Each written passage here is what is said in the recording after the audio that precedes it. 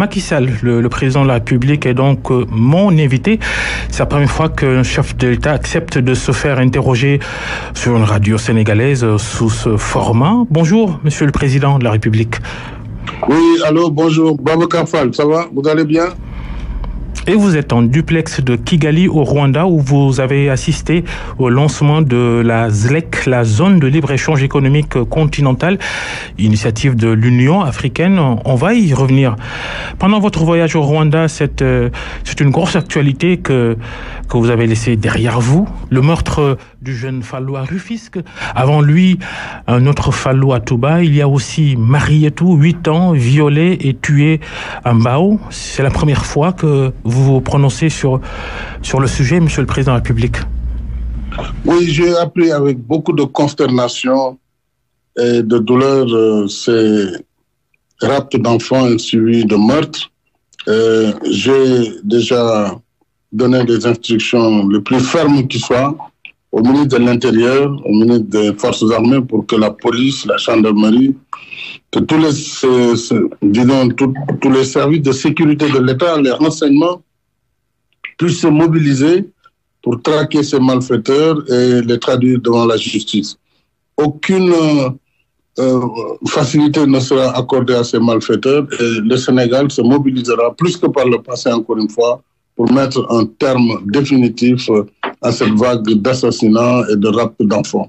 C'est ignoble, c'est inacceptable et le Sénégal ne saurait tolérer cela. J'ai saisi l'occasion pour présenter mes condoléances, en particulier à la famille de l'enfant Fallou Diop, qui a été la dernière victime, ainsi qu'à toutes les familles qui ont eu à souffrir de ces pratiques ignobles.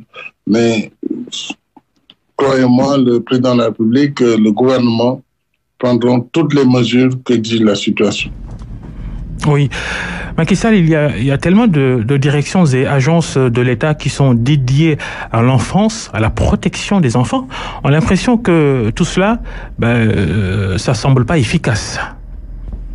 Oui, vous savez, j'ai institué récemment un ministère en charge uniquement de la petite enfance, bien sûr associé à la bonne gouvernance, mais là, ce qui est en jeu, c'est non seulement la défense des droits de l'enfant et la protection, mais c'est aussi de veiller à ce que la législation soit revisitée au besoin, de sensibiliser tous les acteurs pour que le travail des enfants, l'exploitation sexuelle des enfants, toutes les mauvaises pratiques infligées aux enfants soient bannies et au besoin, s'il faut légiférer, nous le ferons pour adapter davantage la législation au contexte actuel.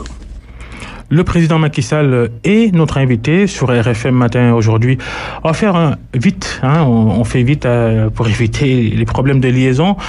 Il y a les enfants, il y a les émigrés sénégalais, la série noire qui se poursuit. 2 expatriés sénégalais tués récemment en Espagne. Émotion et colère de la diaspora en tout cas.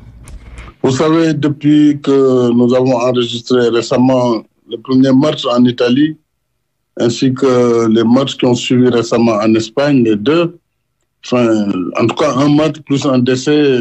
Et nous attendons justement les conclusions des autopsies et aussi les conclusions de l'enquête. Notre gouvernement, sous mes instructions, a saisi le Royaume d'Espagne, a convoqué l'ambassadeur d'Espagne au Sénégal pour lui notifier la condamnation ferme du Sénégal face à ces traitements dégradant et inacceptable.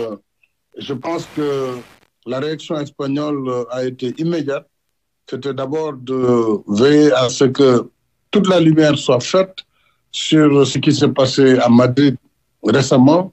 C'est aussi un engagement de l'Espagne et de la mairie de Madrid qui a reçu le directeur général des Sénégalais de l'extérieur en compagnie du consul général du Sénégal à Madrid, ainsi que de l'ambassade du Sénégal à Madrid, et qui a donc pris des dispositions transitoires, notamment en permettant aux Sénégalais vivant actuellement à Barcelone de pouvoir bénéficier d'un certain nombre de facilités. Évidemment, parmi ces facilités, il y aura la formation qui leur permettra une meilleure insertion dans le tissu économique de la ville, mais aussi l'accès à des soins. C'est dire que la police aussi a reçu cette délégation et s'est engagée à transmettre les doléances qui ont été posées. Et de façon générale, l'Espagne a regretté. Nous attendons quand même les conclusions de cette enquête. Je voudrais simplement dire par rapport à la diaspora que la diaspora est une grande préoccupation dans ma politique. Nous avons, depuis que je suis à la tête du pays, développé un certain nombre de politiques d'appui pour l'insertion des Sénégalais de l'extérieur, aussi bien ici au Sénégal que pour l'appui des femmes, n'est-ce pas, à l'étranger. Nous avons aussi développé beaucoup d'accords et de conventions avec les gouvernements étrangers qui reçoivent des Sénégalais pour que la protection consulaire, le renvoi des pensions de retraite ainsi que les conditions de séjour de nos compatriotes à l'étranger soient mieux prises en compte et nous continuons à le faire. Le ministre des Affaires étrangères suit particulièrement le sujet. Donc, je veux vous donner l'assurance que le Sénégal sera toujours aux côtés de ses compatriotes, et quel que soit leur éloignement, quel que soit le pays dans lequel ils résident. Peut-être que tous ces émigrés et tous les candidats à l'immigration auraient souhaité rester au Sénégal si on leur avait proposé mieux. Monsieur le Président de la République, qu'est-ce qu'il faut faire? Ce qu'il faut faire, c'est ce que nous faisons déjà, c'est-à-dire travailler et créer les conditions d'un développement interne. Et si vous voyez les efforts réalisés dans différents domaines pour l'insertion des jeunes, en leur donnant d'abord des qualifications, ensuite en développant des projets qui soient capables d'absorber le maximum de jeunes, que ce soit dans les villes comme dans les campagnes, c'est ça aussi la réponse. La réponse, c'est une offre alternative dans la formation, dans l'insertion, dans l'entrepreneuriat. Dans tous ces domaines, mon gouvernement a initié récemment un certain nombre de mesures et de politiques qui permettent, pour ceux qui en tout cas souhaitent rester dans leur pays, d'avoir des conditions minimales. Nous travaillons aussi avec certains partenaires, comme l'Espagne, qui est l'un des pays européens qui est le plus en avance d'ailleurs sur la politique d'insertion en milieu rural avec les fermes Natangué, qui sont des fermes modèles qui permettent de retenir les jeunes. Nous continuerons ce travail puisque, évidemment, il y aura toujours une émigration. Et ce qui est dangereux, c'est de pouvoir laisser des bandes de trafiquants là aussi vendre une illusion et vendre la mort à ces jeunes innocents qui finissent leur vie dans le désert du Sahara ou en tout cas au fond de la Méditerranée. Nos gouvernements y travaillent, l'Union africaine y travaille et nous avons véritablement des alternatives, les domaines agricoles industriels, les parcs industriels. Là, tout à l'heure, avant de quitter pour Dakar, j'ai visité le parc de Kigali. Vous savez que c'est la même compagnie qui va démarrer ses travaux prochainement à Dakar, à Diamniadio. Ça va pas être moins de 2 000 à 3 000 emplois. C'est ça la réponse que je suis pour la jeunesse de notre pays. Parlons rapidement de la ZEC, la zone de libre-échange économique continentale, lancement de ce projet de l'Union africaine, lancement à Kigali au Rwanda. 44 pays ont signé et donc à terme les frontières commerciales douanières entre pays africains vont sauter. Il y en a qui attendent de signer. On retient surtout la réticence du Nigeria.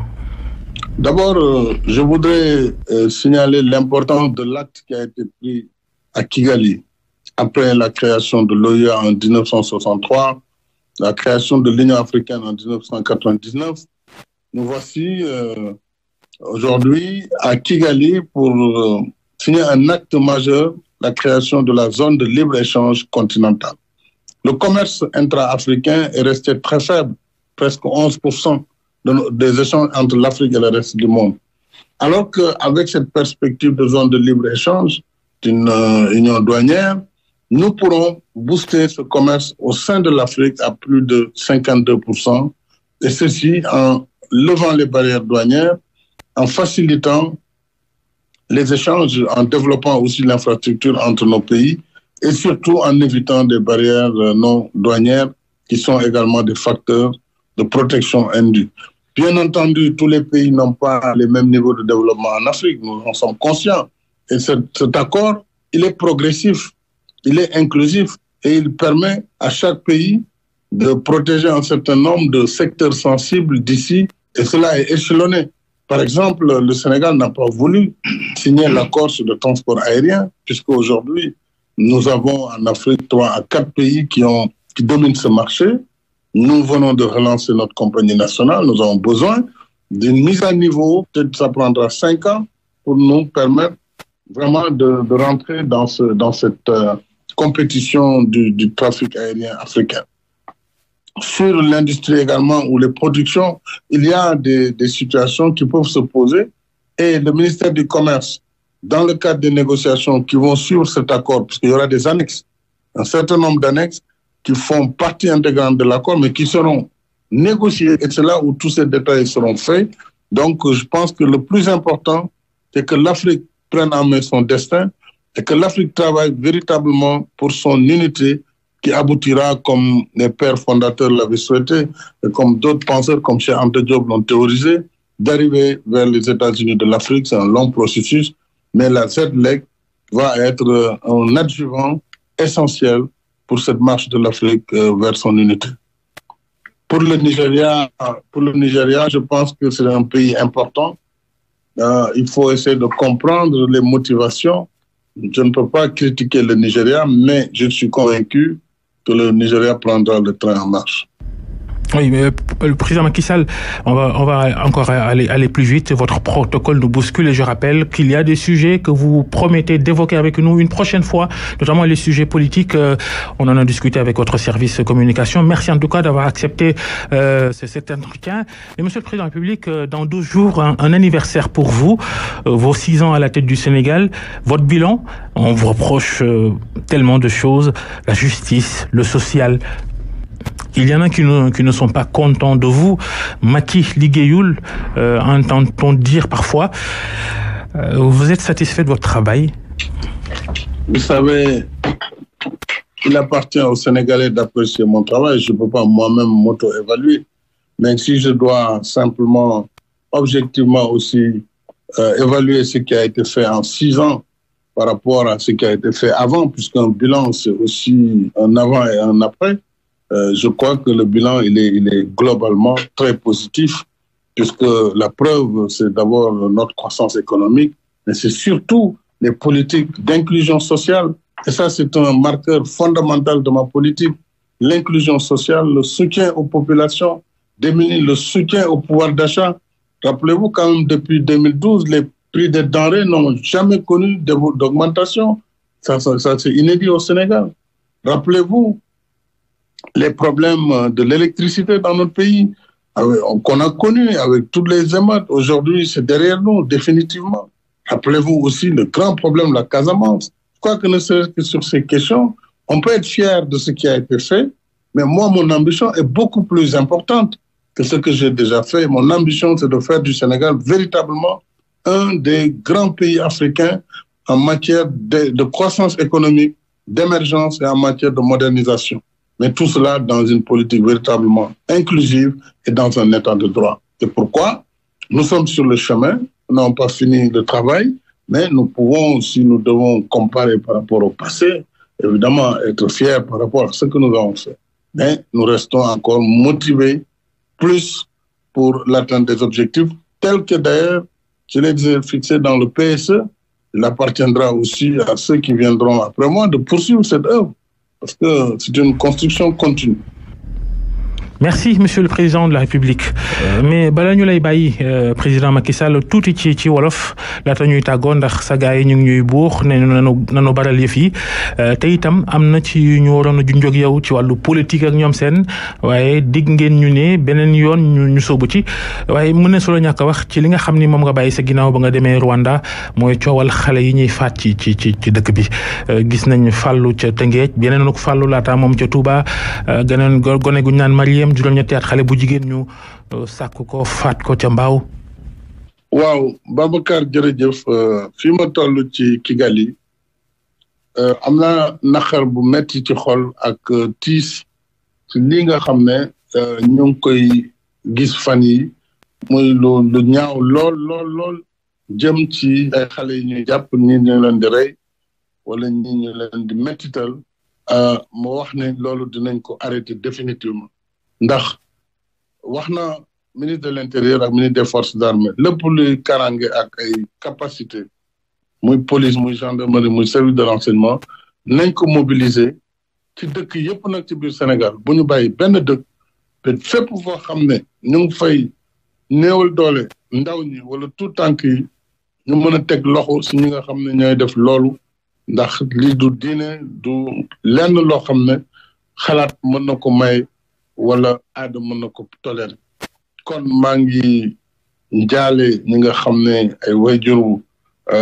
Fallou Diop lañu di jaale képp koo xam ne am nga tiis boo xam ne ci lu mel ni la jógee waaye di leen xamal ne incha allah Sénégal dana taxaw nguur gi dana taxaw pour arrêter lépp luy yàq ci luy gaañ xale yi wala di leen nasaxal te loolu dootuñ ko mën a nangu ci biir Sénégal. jërëjëf président Macky Sall ci waxtaan wi. jërëjëf yéen doog jàmm ba beneen. merci beaucoup.